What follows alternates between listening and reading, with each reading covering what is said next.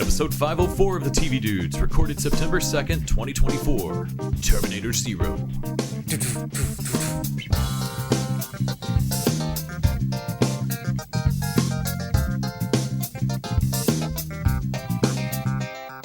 This week, we pre-recorded the show because I'm in Scotland. Hold on, system rebooting. System rebooting. Subroutine podcast and launching.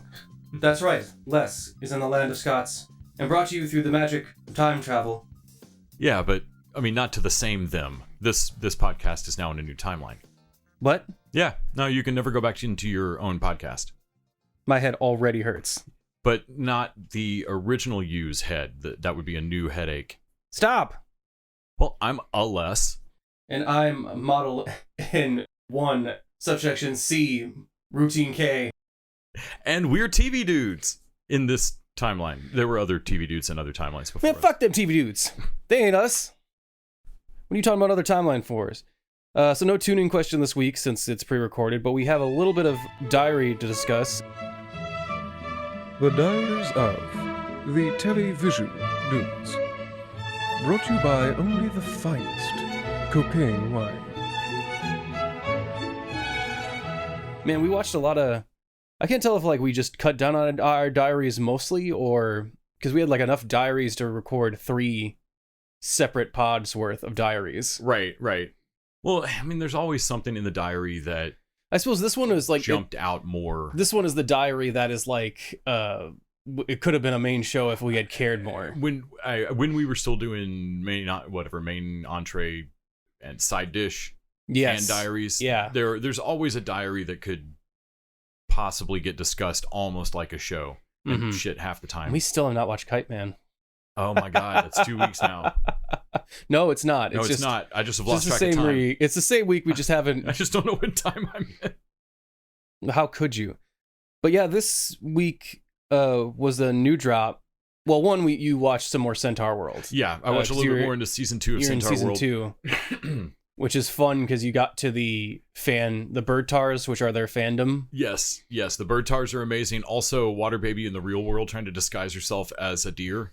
She just flies away. I almost didn't get my shit back together after that. That almost broke me.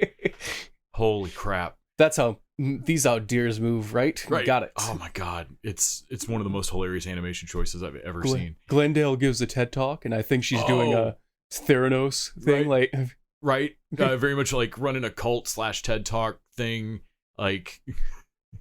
Yeah, when there's walrus tars and we're breaking a new narwhal future, tar. An exciting new future in the world of Centaurs. But they all worship the Nowhere King. Yeah, I know. The cold tars. Yes. Because they're just in a place they're cold, and it's you don't have to convince us to get involved in the war. Yes. Oh man, that's finally so easy. Yeah, we're joining the Nowhere King. What? Oh crap. Why? Well, I mean, we're really cold, and I mean, he's a king, so he's probably got money, and we're thinking that maybe he can buy us coats. Man, this universe's coat problem. What? There's a coat scarcity problem in this universe that you just wouldn't expect. I mean, Glendale has a monopoly on coats. Yeah, well, at least Gebry's.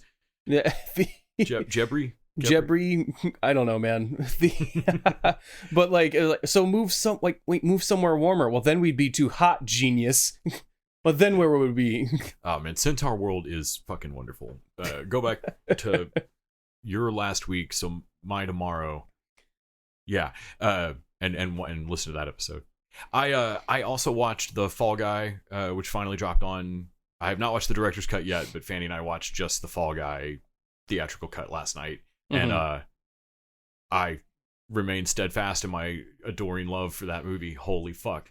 Fanny fully admitted that big giant visual action set pieces, Michael Bay type Bayhem, gets too busy and just generally she checks out. And doesn't follow it. Right, just tell me when it's over and who wins. Right, and she's like, I'm not gonna lie, that happened during these big action set pieces. But in terms of script tightness, immediately she was like, this thing feels like a running flex, not just from the stunt perspective, but the look how much chemistry our leads have. Look how tight the plot is on this script, how easily we move from set piece to set piece, how you, like, about the time she was like, so who are these guys that are chasing them? Do we know yet?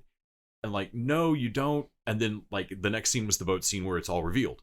Mm-hmm. And like about the time that you're like, do I know what's oh, okay, now it's been explained to me. Great, let's move on.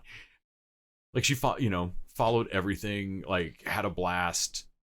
Not her style of movie, and I remain convinced that The Fall Guy is like just a victory lap of how this can be done. Yeah, I feel like it's like a movie of old, like a kind of I don't know, a movie before my time, so maybe I don't know what I'm talking about. But like the same way Midway feels like a big army movie from the like Big Red One if it was made with today's budget. Right. This feels like a running romantic comedy like North by Northwest. The way that the best of Tarantino feels like a 70s movie you didn't actually see. But if you go back and watch all those movies, yeah, they might amalgam together in your nostalgic memory at this high octane level for modern audiences, but they really aren't actually made this way. Right. So like if you go back and watch a bunch of 80s action movies, you're going to see the grocery store rentals that we all saw that aren't great. Yeah, some of it is just your memory of like what it's supposed to feel like this. And I feel like Fall Guy is an 80s action movie that is actually just like the best memories of 80s action movies, you know?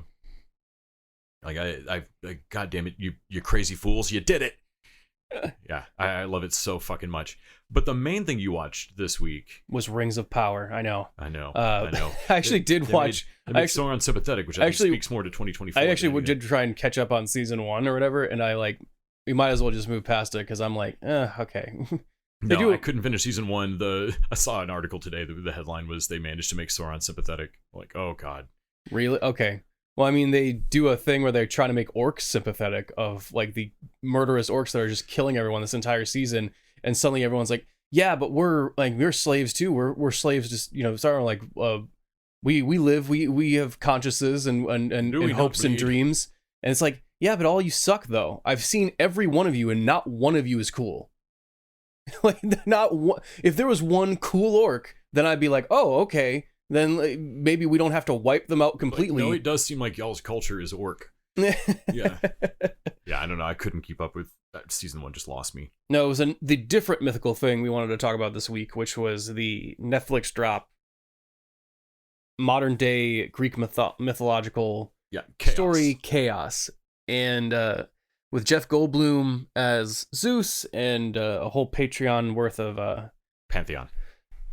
Pantheon. We'll talk about Patreon later. Where do the Praetorians Pantheon.com/Zeus. Do the Praetorians come in at all in this? No.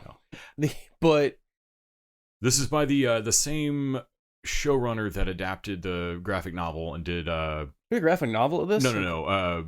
End of the Fucking World. Oh, okay. So weirdly, that show is made by two Charlies. There's the Charlie that wrote the graphic and drew the graphic novel, and then there's Charlie Covell that wrote and showran the Netflix show of it. Okay. Charlie Covell is the particular Charlie here. And this is, I don't think, based on anything. It, on the one hand, it is insanely meticulous, like Greek references, and then on the other hand, brand new stuff that seems weird sometimes. Like, there are wordless priestesses, or there's a wordless god thing that is that character's name. That's Eurydice's mom in this with no tongue. Yeah. Only I can't find anywhere where they are priestesses of Hera and there's any kind of silent confessional to them. And maybe, I don't know, maybe my Google search is just not getting it done, but like that, I think that's whole cloth for the show. Yeah. And she's not, that thing or that goddess or whatever is not Eurydice's mom. No. Well. And who is it that rolls over on her brother? Ariande? That's not how that goes in the myth either. Yeah. Well, the priestess that she talks to in the confessional is her mom.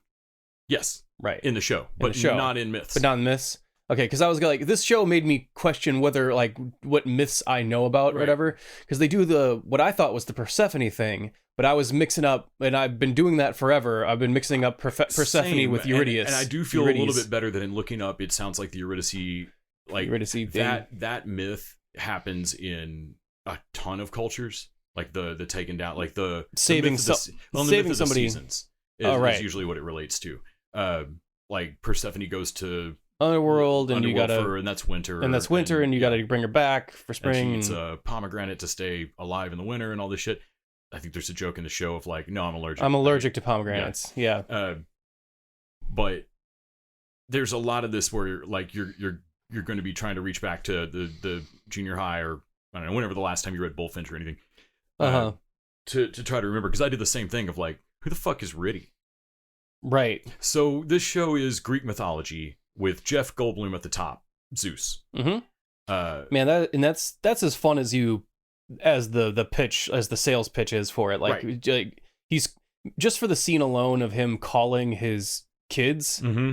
Yo, Aries, it's dad. It's Papadocio. It's Papuza. Papuza. Do you know who all the weird Papuza fucking is? dad nicknames he's got. Oh my god. And hey, all Athena. The lightning shit everywhere on him, like some kind of D-bag tracksuit Elvis. Yeah. Yeah, Goldblum, every single moment he's on screen, this show is electric. No lightning pun intended. He's fucking awesome. And then I'm halfway through. You finished it out. It's fun enough that I'm gonna finish it. It's an easy enough watch. Mm-hmm. And everybody's pretty cool. I even like Orpheus a little more. But the drop between Goldblum and everyone else is palpable. Yeah. And then from there, it's a sliding scale down on how much I like any of these characters. Well, you'll go whole episodes ignoring some people. Like, there's the Crete, or wherever Minos is hanging, right? Like, that's Crete. Am I thinking that right? But the city, that city where, with the Labyrinth and Minotaur. The Trojans burned down that effigy, and they got to, like, punish them, and they got a Minotaur in the basement, and you're like, Minotaur. And I really hate it. That's the sort of like douchey, Constantine. but it's pronounced "fuck you, dude." Like, I realize I want to watch a movie. Like, I want to watch Army of Frankenstein's, not technically Frankenstein's is fuck. God Man, damn it! Stop it. Yeah. This show feels a little too droll, and I wish it'd go harder. I wish it'd go more screwball. Some of it is really magical, like the tongues in the drawers, and the three-headed dogs in the underworld are. Oh my god! They're not monsters, but they're not monsters. I don't mind that, but they have three heads, and they look great, and they're really cute. They look so good, and so I don't mind that element of it. But then there's like. The Minotaur is not a he's just a dude. Dude in a mask, yeah. Just a dude in a mask. And I don't mean like in a man in suit kind of way. Yeah. I mean just a dude wearing a mask in the show. And it's like, well, we try to develop him into a weapon or something. Like, okay, and like, can't give me a bullheaded dude. Debbie Mazar is just and apparently Icarus casting for Medusa, but we don't show her snakes nearly enough. Right, because that would be expensive. Even though it's canonical that her snakes don't work in the underworld, there's no reason for her to keep her hair up. Which is a hilarious, like, you should have everyone flinching back from her all the time and her having to constantly explain to look at me, you're already dead. Right. It won't kill you. Right, or maybe that's just like, I used to not wear her hair up, but everyone kept freaking out. Man, I would have everybody freaking out and her having to convince them all, like, turn around, it's not going to kill you, and then every time they turn around, one of the snakes bites them. Mm-hmm. And her just like, well, but you won't die from it. So a lot of this is saved by the casting of it. Yes, Mazar is great casting for Medusa. Goldblum obviously is great for Zeus. Eddie Izzard plays one of the Fates. Yes. Lecious. Yeah. One of them. You know who I'm talking about. So also Polly that walks into when they first walk into the cave, which.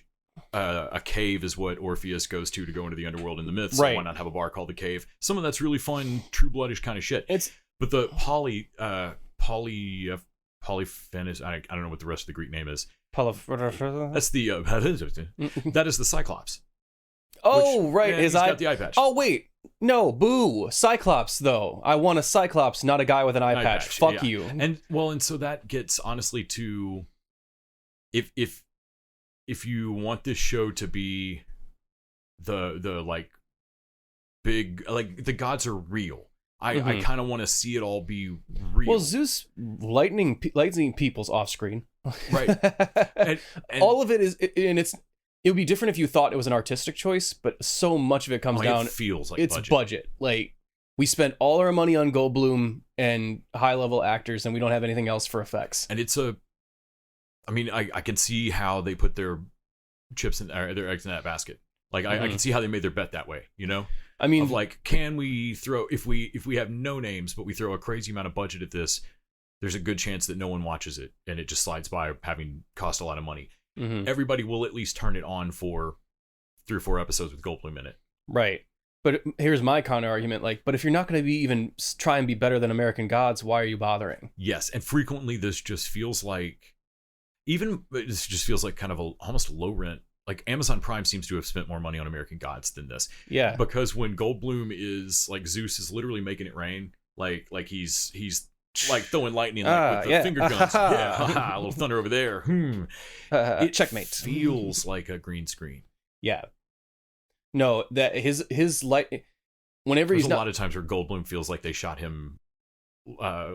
Danny Houston style. Dude, not only that, Olympus doesn't feel big. Olympus feels like one dude's mansion that they had the rights to shoot in. Right. And he's calling Hades on a headset phone or whatever. And I'm like, you can't even have a mirror portal that he talked to with magic. Like, you have a phone that works to, that goes to Hades. Isn't that already magic? But what really drove me crazy was that they keep talking about all these other gods. There's a huge pantheon of gods. All of his kids, and they got brothers, but it really just focuses on Hades, Poseidon, Zeus, and Hera, and then there's his kid Dionysus, and he calls everyone to a meeting at some point in one of the last episodes, and like, okay, so yeah, Zeus is like, I'm done fucking around. All of you are gonna start paying tribute. You're gonna be thankful to me now, and he's making this speech to 3 people, and Poseidon, Hera, and then Hades isn't there. He's in the underworld, so Persephone is there, and Dionysus, who doesn't need this speech. No, and Poseidon, at least in the 4 episodes I've seen, Poseidon's absolutely on his side already. Right. Later he's gonna start fucking up. Like, he doesn't. Like, shit's not going right, but Poseidon's not telling people to do it. But Poseidon doesn't seem, in the 4 I've seen, to have a problem with Zeus's orders. But he's making this grandiose speech of like, now all you gods are going to pay tribute to me. But I mean, if you can't even make people show up to the speech, you don't have the power to make this speech. And maybe that's the intention, just so Zeus doesn't have the power he thinks he has. But even then, it feels like so. I know the tease for season 2 is that Hera is called in Ares. Yeah, or everybody thinks it's going to be Ares. Marshal your troops or whatever. And so I get, like, you want to save, like, oh, who are we going to cast for season 2? No, but it's just going to be an angry dude in a suit. Yeah, I mean, not like a rubber suit or anything. I mean, like, just like an angry dude in like a nice suit. It's not going to be anything too crazy. No, he's not going to be wearing armor, or it's going to be the fun of who's the actor they got cast. Right. It's the only it really is like, who did they get to do this? And sometimes that's fun, like. Hades, what's his name, playing Hades as this bureaucrat? What is that actor's name? God damn it. David Thewlis. Thewlis. Yeah, he was the Defense of the Dark Arts. That's right. I'm like Lupin. But he's playing Hades. Fargo. He's playing Hades as this kind of like training video walk, like experience. Like, we're gonna walk you through this experience in the underworld, like. Oh, they're just helping you with the transition, and here's the frame. I made that, and like, they're all wearing life vests in the underworld. It feels so like shitty cruise. Well, they're wearing life vests. I'm like, that's hilarious that they're making life, until someone says like, oh, I can't. Well, some people can't swim, and I wanted to. There's certain things in the show that you want. It's the woman who lived her life and became a tribute and committed suicide for the gods, and she didn't know in their own mythology that like y'all's underworld is basically all rivers. So everyone knows what's up with the underworld. Yeah, they know they're going through the frame. They know they're whatever that is. So it would behoove oneself to learn how to swim at a pretty early age, I would right? think, one would think. Unless you just, I mean, like, otherwise the arrogance of just assuming that the underworld will take care of you not being able to swim through this. And you could say, like, well, they don't know. Well, maybe they don't know about the underworld. I'm like, they do, though, because everyone's mad at Orpheus for stealing that coin. Yes. So they know they can't pass without the coin. So the other issue that the show has is the Ted problem of Orpheus being the basic center of it, which is, I mean, that's how Clash of the Titans goes. It's Perseus, you know, like it's always a human at the center of these stories, and the gods fucking with them because the gods aren't really supposed to grow or learn. But in this one, like so many of those shows, Orpheus is just boring as balls. Like he's like half of an Oasis I don't care about, and or Robbie Williams as the center of a show, and he does start to get more interesting to me when you find out like he's stolen his wife's coin, which means that she can't go into the underworld, and everybody around You just piece of shit. gasping like, you piece of shit. Which, like from that point forward, Orpheus is at least, from his side, he's still doing the like, my love is stronger than death. But like, at least from my perspective, I'm like, oh man, you're a mess. You're a fucking trash You're bag. a boyfriend Okay. that can't let go. And that scene, and that works how it's supposed to intend, but in the context of the plot, it doesn't make sense. It immediately reveals a rule that doesn't work. Because the cave, everyone all is like, I can't believe you took her so that she can't reincarnate in the underworld, even though everyone here is going to try and get someone from the underworld. His reply back should have been, why do you people still think your people are recoverable? Yeah. Because the only reason I'm in the cave is because I know that she's stuck in the holding and I'm trying to go break her out. And we see but her. You guys should all, how long did your kid die? You should be thinking, Before he even your kid's already through the even frame. gets into the underworld, she's already at the thing. If she had a coin, she'd be gone. She'd be out. She tries to leave without the coin so already. All the people in the cave, like, oh well, no one escapes the underworld. I'm like, well, no, duh. They can't. If no one's taking coins, they are searching the underworld until they die because their people aren't there. Right.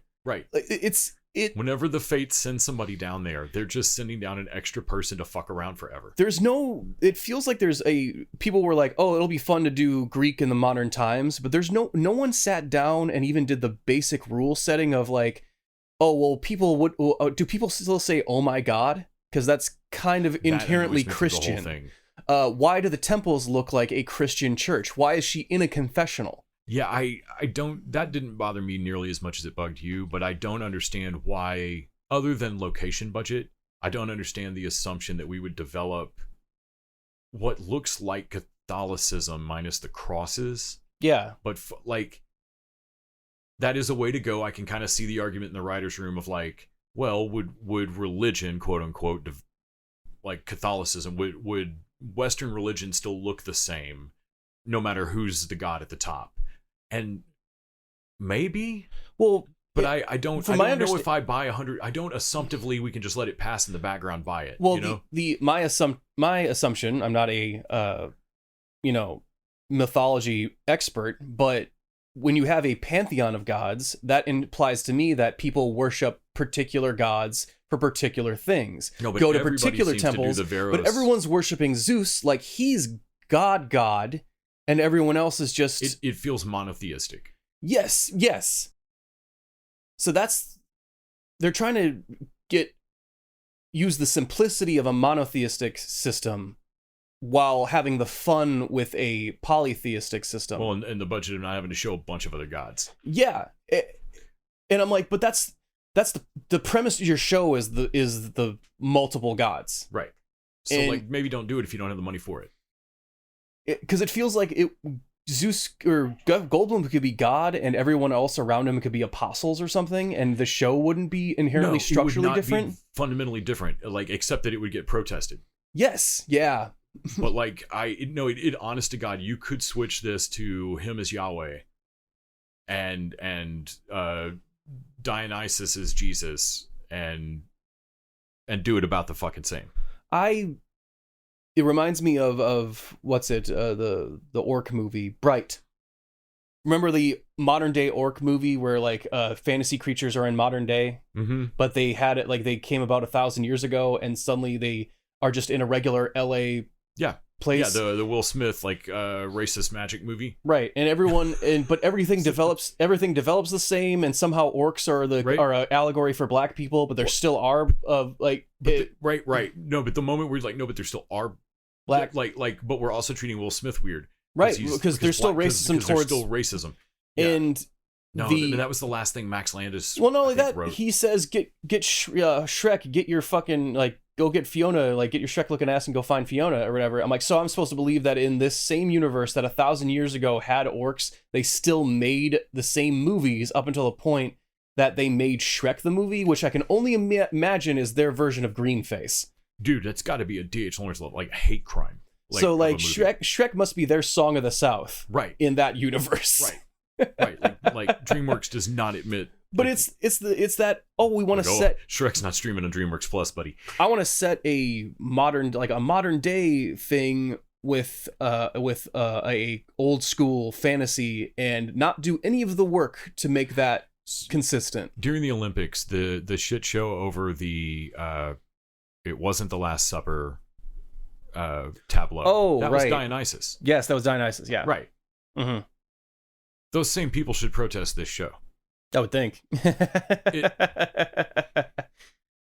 Because like you said, if you didn't pay close attention and just kind of let it flow by, it looks like you took year one biblical level type screwballness into the modern, mm-hmm. What if God still told you to take your kid up on a mountain and kill him yeah. and took it into the modern world? Oh man, yeah, it's the only difference is okay, so replace the Greek stuff as just Old Testament God. Yes. No, so this feels like modern. This feels like Old Testament God in 2024. Yeah. When it should be more Greek. I did see an article where somebody was like, I'm a Greek scholar and this is the most true to the mess that the stories are, that these myths that I've seen on screen. And I was like, okay, I believe that.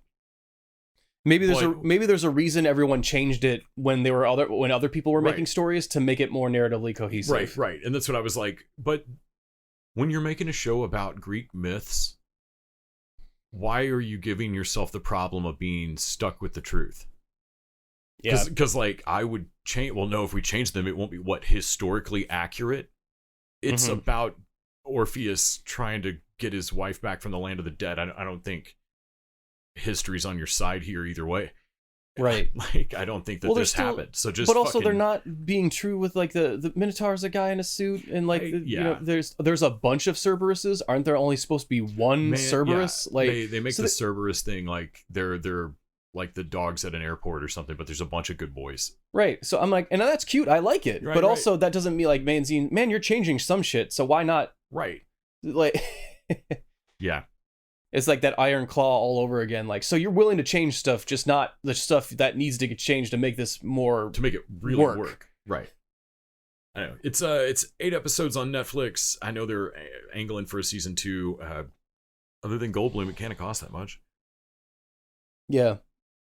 I really like Prometheus though. I think that's he's a cool and the way they handle him is cool. The way that Zeus just keeps pulling him off of the rock, yeah. And he's just in a bathrobe poolside. Where the fuck am I?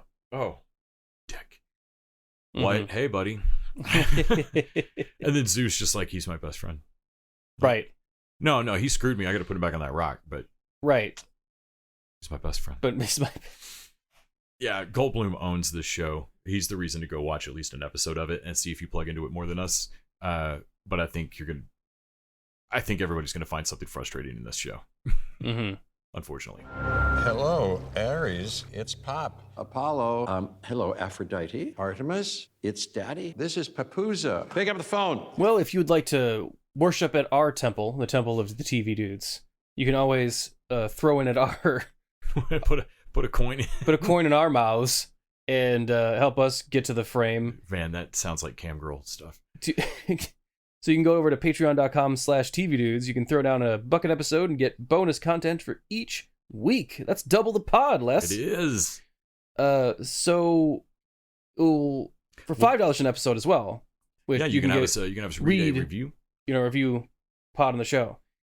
For $20, you can pick what show we watch. 4 episodes of anything. We've got a couple of those coming up after I'm back from Scotland, from Danny and John Paul. Mm-hmm. And this week on the Patreon, I think it's Wrath of Becky. It is where it will be the second of the Beck to Beck series. Why do I feel like when Chaos shows us Ares, it's just going to be Sean William Scott from Wrath of Becky? Which, I mean, I wouldn't hate, but I wouldn't be thrilled with. Nobleman. Yeah, Wrath of fucking Becky. Listen to his chat on that. What a great movie. But first, let's talk about the Netflix brand new animated entry that nobody thought we wanted, I don't think, into the Terminator franchise, Terminator Zero.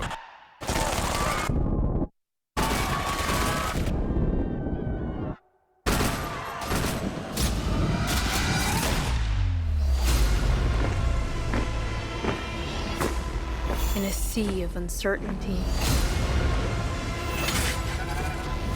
only one thing is clear. Things will get worse before they get better. I need to stop Judgment Day.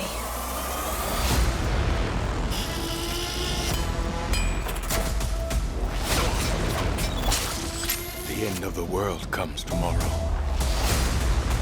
You can stay and die, or you can come with me.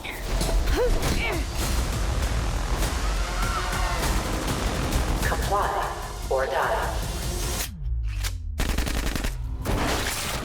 Dude, I was not excited about this. I was not either. It was a thing that was happening in a week where not a lot was. Terminator Zero, originally known as Terminator the Anime Series, 2024 Japanese science fiction action anime series developed by Mattson Tomlin, set in the Terminator universe, created by James Cameron and Gale Ann Hurd. Produced by Netflix for animation studio Production IG and Skydance Television under the direction of Masashi Kudo. Mm-hmm. The 8-episode series premiered on August 29th on Netflix, Judgment Day 2024 on Netflix.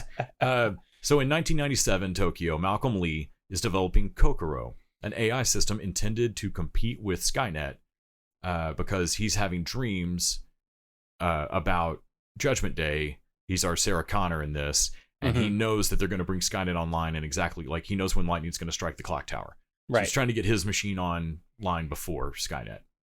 It's a little more complicated than that, basically. The day before Judgment Day, Lee finds himself and his 3 children pursued by an unknown robot assassin and a mysterious human soldier from the year 2022. And the mysterious soldier he thinks has been sent to protect him. Right. And man, I remember immediately from the original point, I'm like, are you sure that when the Terminator and the soldier from the future come down, I'm like, man, which one's trying to do which here? So you started watching this before I did, but you tore through it and then I tore through it because it is a shockingly pleasant surprise. My goodness, man, you watch something and you go like, oh, that's a good decision. Like, especially when you're going to watch something from the new, like a franchise that has just shit the bed as hard as Terminator has. Right. And we've seen so many of these recently. Like Prey was a new Predator entry. We saw Alien Romulus. Like a lot of these old franchises have had a new entry recently, and so like what's the opposite of a death by 1,000 cuts? Right. Like just life, getting fucking stabbed. Life by 1,000, I don't know, band-aids. Right.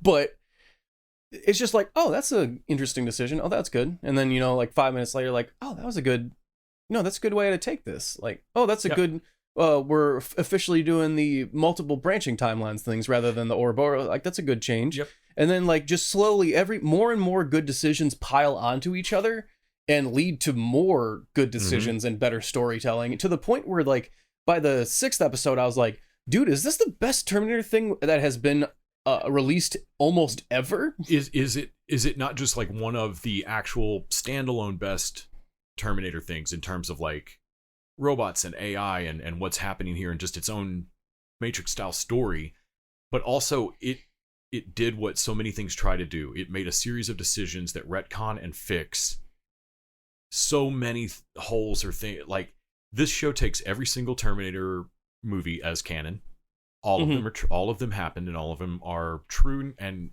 then it manages to introduce a new take on the idea that's already in the show. How does the time travel work? And it manages to put forward its own idea of how that works in a way that changes the whole franchise and resolves a ton of, like, not so much resolves as gives this amazing no prize space for why anything might be inconsistent between movies. This is 1997, right? But it has robots and technology that wasn't in 1997. Right. I know we're in Japan, but come on, man. But because we already introduced the concept of like, nope, but this people from the timeline have come to the future and changed the past to a point where 1997 doesn't look like it used to look anymore. Right. And that gives you so much space now that, like, dude, you can do Judgment Days now with different eras of technology while still having the same date. You could pray this out, like, hey, remember the time that that Judgment Day was 1957? Man, remember when the Terminators fought Al Capone? I mean, like, and they were like, you could basically, like, as far back as you could pull the tech, like, as far back as you could. I'll be back, Shane. Believably pull the technology. Like, Skynet might just keep throwing, like.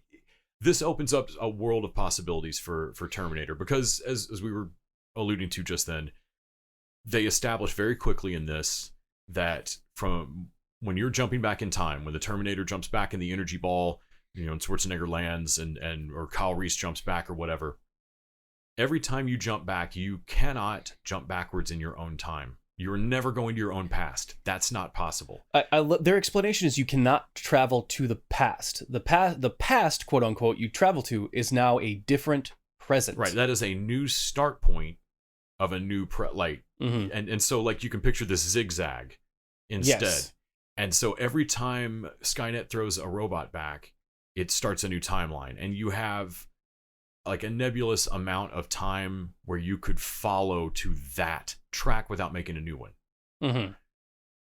And so that's how we can say how Robert Patrick lands in the same time as Schwarzenegger. Like, or even if not, you can just say that, well, he didn't the first time around, and that the Terminator just won the first time around, and then Robert Patrick came back. Honestly, yeah, once he's back there, yeah, it still had brain melting at points. Because there's a point later in the episode where I was wondering why they didn't show. Normally, in Terminator movies they show first the Terminator come down and then the soldier, right? And like they show distinctly who, because they hide the ball on who the soldier lands first, because it matters now. Because the soldier usually follows the Terminator, because that's how it usually goes.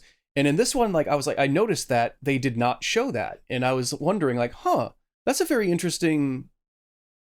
I wonder why, and it's because they have to hide the ball later on a major decision a character has to make. Because if you know who came first, you know whether or not the decision is wrong. Right. Because if the thing that he's asking the Terminator is asking him to do, if he came first, this is already irrelevant. Like, this is why Echo came back, is because this doesn't work. Right. But if he comes second, then I need to not do. Yeah. Then he's doing it because Ico fucked up and caused Kokoro to kill us all. Yeah. Like, you get into real causality problems with the way that they have it set up now, and it makes me want to go back and watch all the Terminator movies, freed from them having to perfectly connect, knowing that, like, I can view each of these as this is another try. This is a 12 monkey style now. This is jump 25 or whatever. So, man, the fight scenes are pretty good. They have a cool design on the Terminator. He's voiced by Tim Oliphant. Tom Oliphant, which is really good. They are in Japan, which means they just don't have as access to weapons at first. Which is great. Which is a great different way to show. Though that nail gun crossbow he makes is a fucking killer.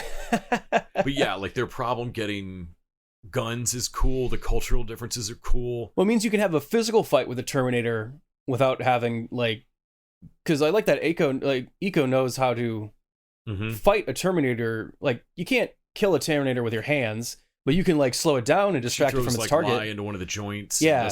She knows some shit from the future. like some guerrilla tactics to do on these things. The big thing that the show's trying to do is this idea that if you knew about Judgment Day coming, and you knew about Skynet, and you know the Americans are secretly racing towards turning it on this exact day, can you get a competing AI built to stop it in time? And then what the answer to that is absolutely yes. The dude knows he can do it. So then the real problem of the show is, are you turning on a different Skynet first? Yeah. Because he realizes that, like, the machine he's built that can compete with Skynet, yes, it might kill us instead. And where that goes, I don't want to go all the way down the rabbit hole with how complex that fucking problem becomes. Right. But where that goes puts Skynet in a character position that you have never seen it in a light you've never seen Skynet in. Well, Skynet's not a character in other movies. It introduces this new concept that is, we know now, in some Terminator timelines, but not all. And like, nothing in this timeline involves John Connor. Like, the show opens up and does so many cool things with this franchise that I didn't even know I wanted brought back. Right. This, well, I got done with this and was like, make more Terminators. It doesn't have to involve Schwarzenegger now. I've never said that before. The philosophical elements are really interesting to think about and contemplate. But while that's happening, they're playing the greatest hits of Terminator stuff. Like they're nodding to lines. They're having eyeballs roll out. There's an assault on a police station. There's a fight on the highway. Right. There's a Terminator's eye comes out. Like there's little nods back to every movie in the franchise. Basically, they freeze a Terminator at one point. Like they're hitting all the stuff that you kind of want. Like the serotonin you want when you're watching a Terminator thing, but while hiding like a lot Dude's got his forearm cut open and stapled back shut. and they're doing new stuff too. Like, at a certain point, the Terminator has to go on the back foot, the defensive, with a robot army, and now he has to like rip a robot head off, do a head on his shoulder like a Predator cannon to mask himself from another thing to appear as a friendly robot. And you see him, like, from the robot's perspective later, he's invisible, right? Because they can't track people, and that's a reveal on one of the other characters. But because of course there's a you didn't know this, but there's also a good Terminator. Of course, there's a good Terminator somewhere. And the idea behind it made me think of the Terminator in a way that normally I just hate Terminator because it's one of those time travel things. Like the first two movies especially try and make it into an Ouroboros, this always has happened and this will always happen. It will be perfect. It'll all circular, because the arm that gets left behind is what creates Skynet. So Skynet creates itself, and I absolutely hate that. Right. That leaves no... It was cool one time we all saw 12 Monkeys. Please stop making it. Right. Like, because Terminator 2 did come first. What was it? Terminator 2 came before 12 Monkeys. Oh, did it? Yeah. Oh, okay. Well, by 3 or 4 years, I think. But yeah. Yeah, all right. My point still stands. It was cool in 12 Monkeys, and I didn't even like it in the first two Terminator movies. The Terminator franchise, this one with the multiple timelines, helps me out with okay, so the time loop stuff before were anomalies. Like they even have a line in a thing that I just wouldn't have added, but they have a line of like, wait, is this a time loop? Or are we trapped in one? Like, hey, it doesn't have to make sense. Which is, and you've spent a lot of this season trying to make it make sense. But you can imagine those were anomalies, and that are seemingly loops, but they're just a new timeline with future knowledge that is happening in a different way. Right. Like it's not creating the same. That arm isn't creating the same Skynet. It's creating a new Skynet. Skynet, but maybe it's faster now, or it'll happen on a. Because by the third movie, it happens at a different date. They already changed the time. The fun of this zigzag timeline thing is that if you're like, let's say you're Universe 1, and you invent time travel and throw someone back into the past, from your perspective, it simply doesn't work. Because no one, you're holding a yearbook and no one new appears. Right. But And you there's go- now a new universe that has a guy with no social security number and no tax records or anything who just appeared in that year. Right. And they are simply part of their history moving forward. So, and then if eventually you invent time travel, you'll do it again. mhm. And so these your new additions keep piling up, but only the newest one. Nobody feels new. Like only the newest guy just appeared out of nowhere. Everybody else is always there. So that's what makes me think. What I really liked thinking about was that the first Terminator movie, Kyle Reese describes John Connor as, and then there was this guy that suddenly showed up and he knew how to fight the machines. He knew their strategies, And I he know knew they their weren't planning weaknesses. this then, but it works so perfectly. And I'm like, oh shit, John Connor. This is the first Terminator movie. Is not the first time around. No. John's just the ICO John- that gets thrown back. John is a jumper. John is a time traveler. I will fucking headcanon believe that until they clarify it, and I feel like they will. That feels like what they're doing. Mm-hmm. Is at least quietly, like, maybe not saying it out loud, but like quietly slipping that fix into there of like, Mhm. hey, do you have any problems with any of the weird John Connor shit? Cool. He's pretty much a different John Connor in every movie. Yes, yeah. That each John Connor is a different I like that they show there's been a bunch of saviors, not just John Connors. Right. There's just been a bunch of Because man, at the very first episode of the show, when the resistance movement first realizes what Skynet's going to do, that Skynet's going to throw a robot back in time, before anybody says anything, the first line anybody says is, "They wouldn't do that again." and it's just as you learn more about as the show goes on and everything, like that line just keeps coming back of like, oh man, yeah, this is definitely not trial one. Well, man, there gets to a point by the end of the series you realize you're there with 3 different jumpers that have jumped at maybe 3 different times. Right. So you have at least 3 different futures informations. The main dude we're following that made Kokoro Lee, or he's at least 2 futures behind. And on whoever landed first studied your failure. Right. Like, I mean, whoever landed most recently knows your whole story. Mm-hmm. You lived out your whole life without them in a previous universe. Yeah. And I like that they even throw in some computer programming, that his idea is that Skynet was a defense system. It was programmed with if-then statements. If humanity is a threat, then annihilate it. Right. And so he's trying to like make a robot that is programmed without if-then statements and is just wise. Yeah. And I'm like, oh, that'll break the cycle. So because this Skynet gets made, a Skynet always gets made, and then it always loses because it just can't seem to win. But also because it loses, it develops time travel, which means it goes back, develops itself again. Heroes come back to stop it, which means the timeline goes along. It loses again, develops time travel. Skynet's the one that develops time travel all the time. And because Skynet is that, like, come online, judge humans, fight humans, come online, so Skynet's going to do the same program every time. Skynet's basically caught in a fucking loop because it can't win. Right. Do you realize that if Skynet won even one time, it would stop. This would stop. So Skynet always loses. And so I would pitch that to this guy who's making like, well, I can finally defeat Skynet. I'm like, okay, I understand where you're coming from here, but also you don't like the amount of loss we take doing it, but we beat Skynet though. Yeah. You're talking about a thing that, oh, I'm going to make a thing that beats Skynet. Cool. If it can beat Skynet, maybe we can't beat it. You see what I'm saying here? Like we can beat Skynet. I can prove that to you. Yeah. Like, yeah, but it'll break the cycle. I agree with you, but I don't know if we want to do that. Right. Like it's one of those, is the risk of your reward is the lack of failure, is it more than the opportunity for success? The thing I brought up that popped into my head was Boimler continuing to go in lower decks, continuing to go back into the machine to teach the Borg empathy and shit. And they're like, but you won it with a 97%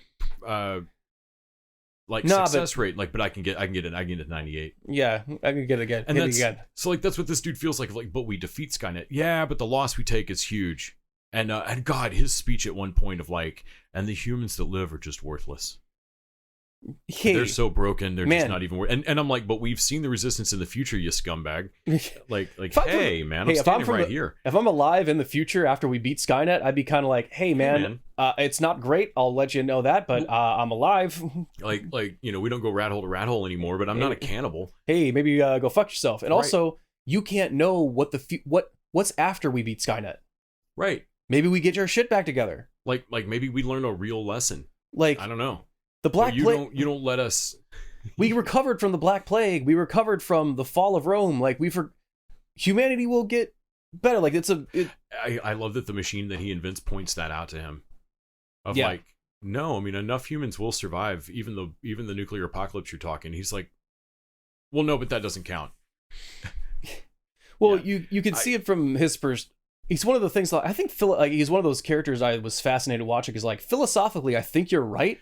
But also, I know in the show, I'd be the general that tries to shoot him in the face. Right. And I think that brings me to the last biggest point that we should make about this show and recommendation for why people should go watch it. Mm-hmm. You hate this shit.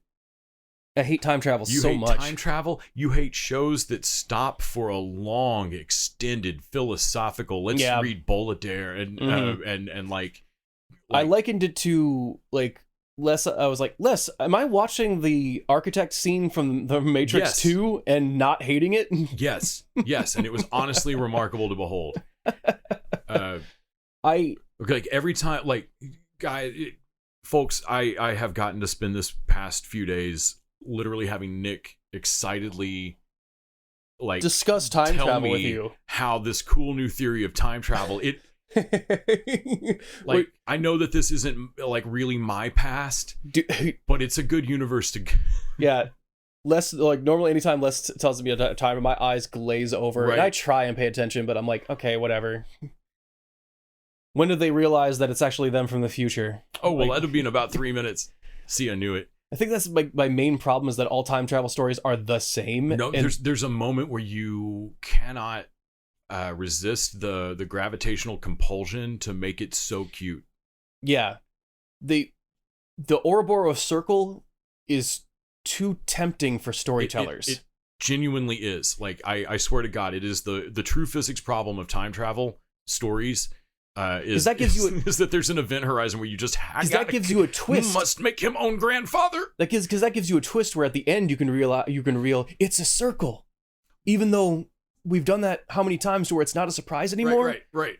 So this one where it's like, if anything, it'd be more fun to do the magician's thing of when they go around like, well, this knife can only cut royal blood, and you've got one character that knows he's Harry Potter, and it doesn't work. And like that's where we are with time travel stories. It's like you need to give us a few time travel movies that fully set it up to do that twist, and then have someone go, so he was his own grandfather, and every character in the room go, What? That's stupid. No, dude. Have you not been listening to...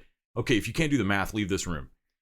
It's not an accident that they do the tracing. And man, the story opportunities for a time travel thing, I really think that's where people should tell time travel stories, creating new timelines every time. Yeah. Because it gives you ultimate permutations. You could do Terminator movies ad infinitum now. Yes. And they could all be radically different. Right. Man, the only thing that I think like, I think if you did a Psycho-style shot-for-shot remake of Terminator and Terminator 2, like new actors Gus Van Sant style, and you could simply you could get away with it with all 4 movies being canon, right? Which is insane. But those are different actors, but it's a new timeline, so they look different. Yeah, it's actually only 3 movies. Fuck you, man. I hate you.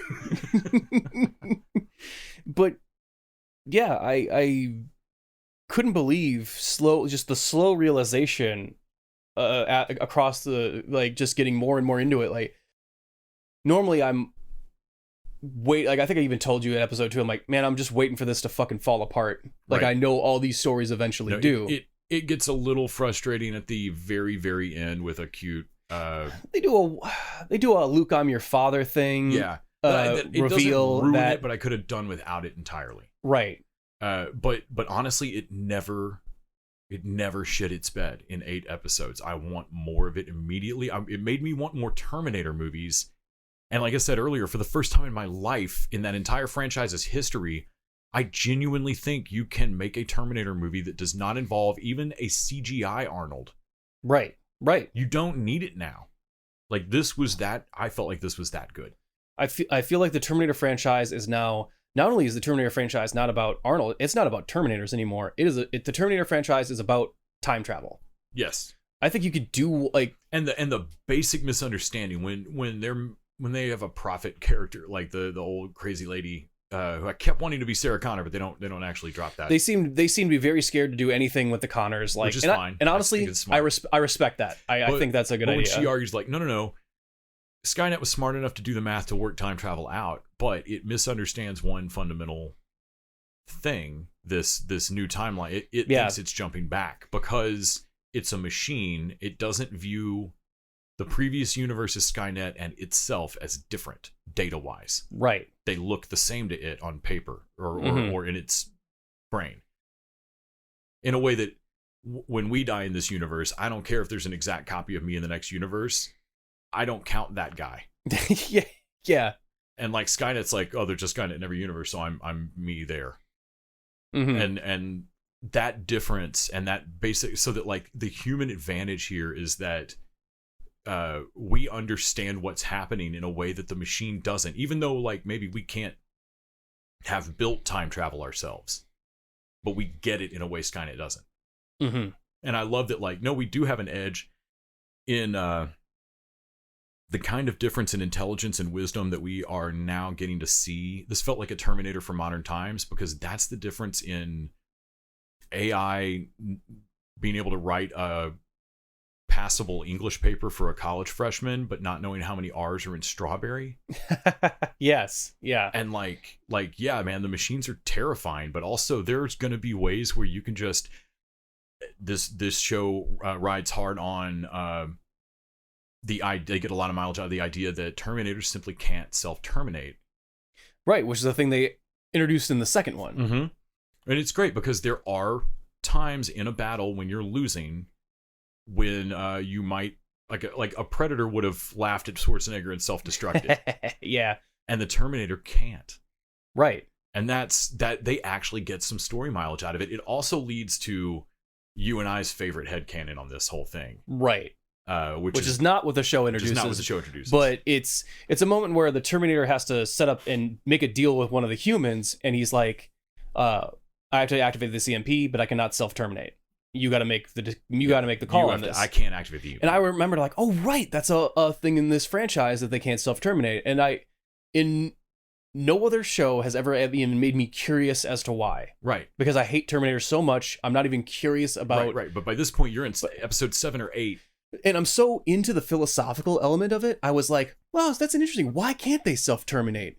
And so I came to a theory that, man, I would love for it to be just fully canon. I will believe in this the way I believe in my fan theories about Lost. So why can't Skynet self-terminate, even though it would be advantageous to turn off its Terminators? That's not even, it's one Terminator can't even turn off. No. And that's not the whole of Skynet. But what's Skynet's real purpose? To threat assess and destroy, because it's a defense system. So when they turn it, so my headcanon is they would turn on Skynet before Judgment Day, and it seems like it doesn't work. They flip the switch, nothing happens. Flip the switch, nothing happens. They do some more work, flip the switch, nothing happens. And then the day of Judgment Day isn't the day they turn it on. The day of Judgment Day is that they find out the code that is keeping it from turning on. It is turning on. It gets all the access to the world. Threat assesses, Skynet realizes that there's nothing in the world competing with it. It's the threat. Skynet realizes it is the threat to humanity, to the world. That is the threat, and self-terminates. Right.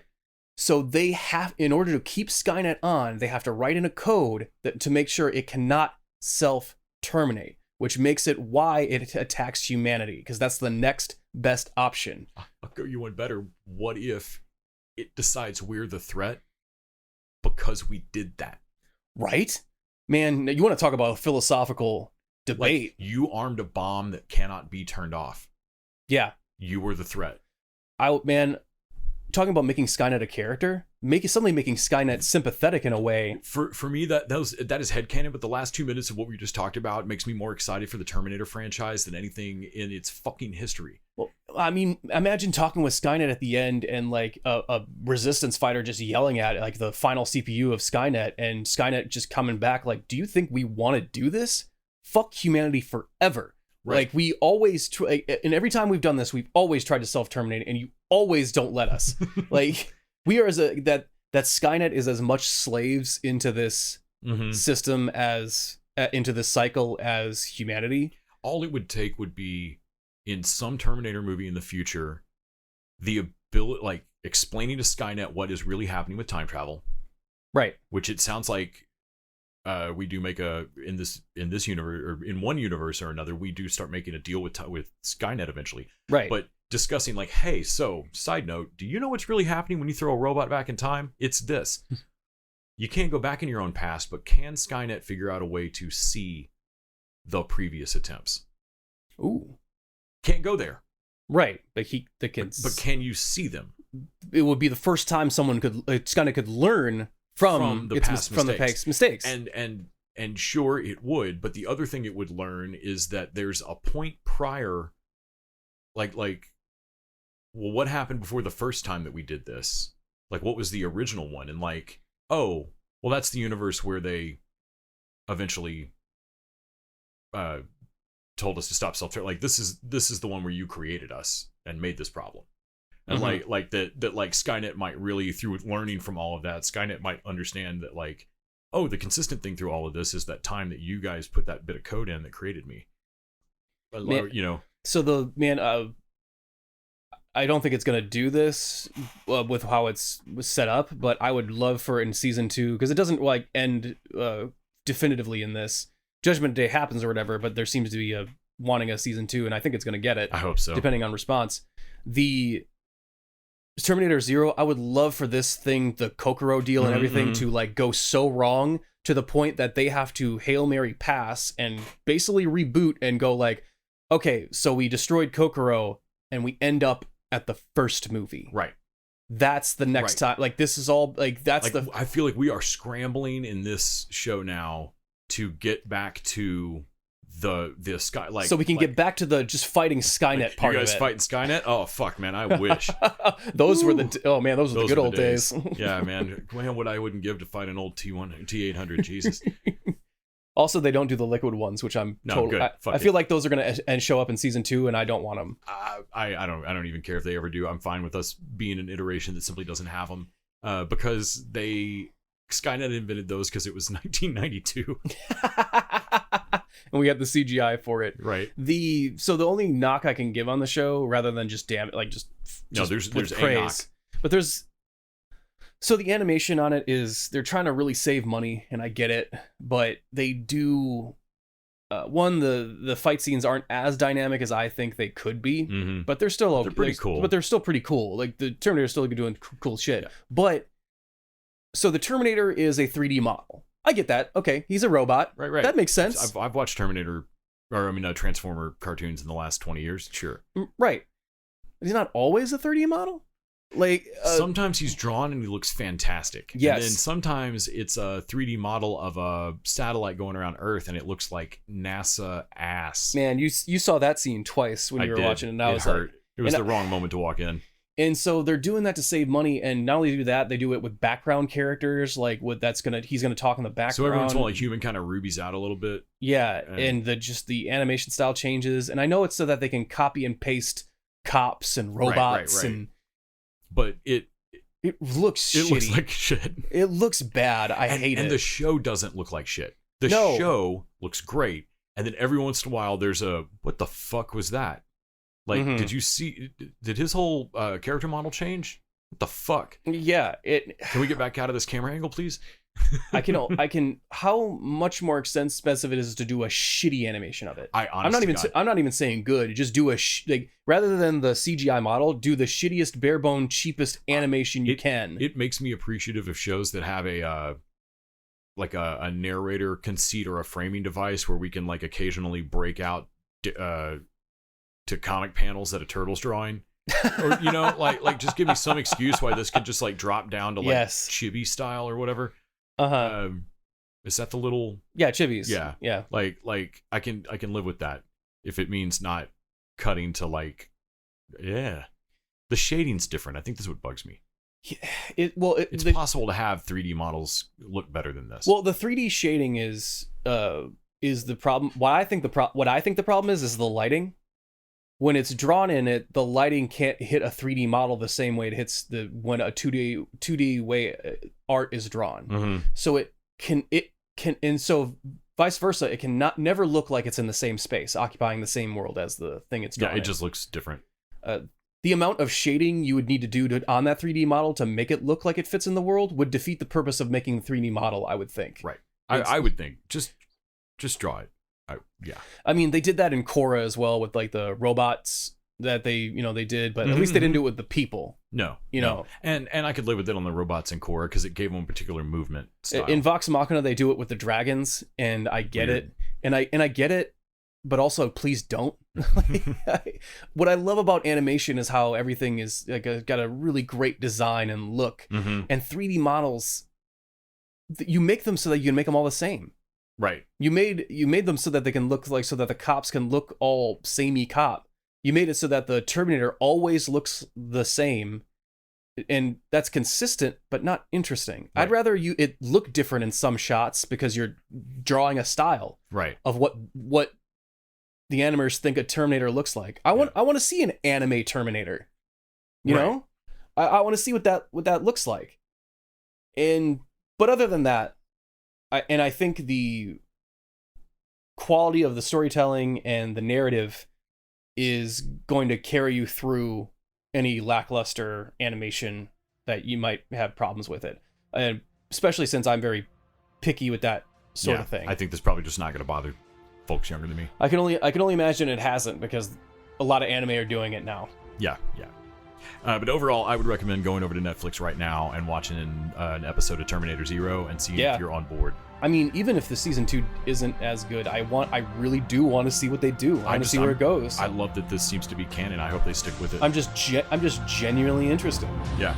Well, that'll about wrap it up for us this week. Tune in next week when we discuss the new Peacock heist series, Fight Night. Hell yeah. And until next time, we'll be back.